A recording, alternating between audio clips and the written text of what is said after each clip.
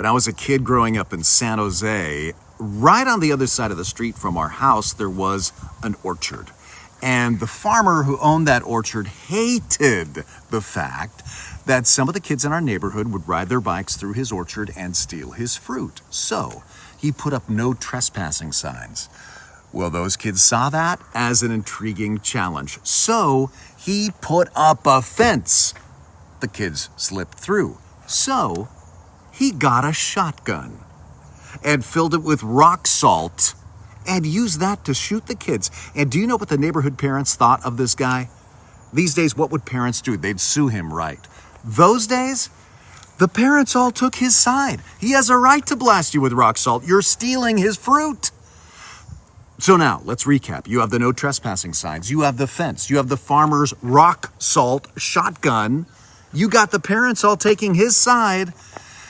And do you know what effect all of that had on us kids? It made every kid in the neighborhood want to steal that guy's fruit. In fact, true confessions, I didn't even try until I heard he had a shotgun. And then it became like a video game challenge. It was irresistible. And somehow, religious do's and don'ts can have this same effect. This is what the Apostle Paul says in Romans 7:8. Sin, seizing the opportunity afforded by the commandment, produced in me every kind of coveting. When the commandment came, sin sprang to life. In so many ways, religious law produces an obsession with what's behind the fence, defining what's a sin, what's not a sin, trying not to sin. That produces anxiety, it produces guilt, or it produces self-righteousness. I'm doing it better than you. And pretty soon, your religion becomes all about sin and the fence and the signs instead of all about God. And what's worse, it doesn't even work. You know who sees this truth more clearly than anyone? People in 12-step groups. They see this. I'm powerless to overcome my own weaknesses, my addictions, by trying harder. I'm powerless. No amount of fences that I put up has worked. So what's the answer? Well, the answer is the opposite of trying hard. It's complete surrender, giving up to God, letting go and letting God.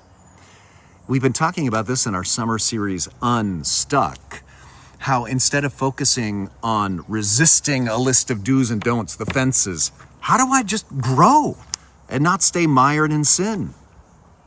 Romans 5:8 says, those who live according to the sinful nature have their minds set on what that nature desires. But those who live in accordance with the Spirit have their minds set on what the Spirit desires. Mind set is a word he repeats there. What do you have your mind set on? Don't focus on the sins you're trying to avoid on the other side of the fence. That's death. Focus instead on God. Meditate on Him. Think about what is good.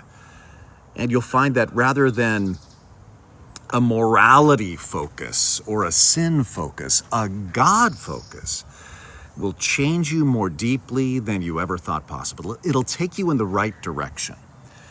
So today I suggest you try God focus in this way. Everywhere you look today, thank God for what you see.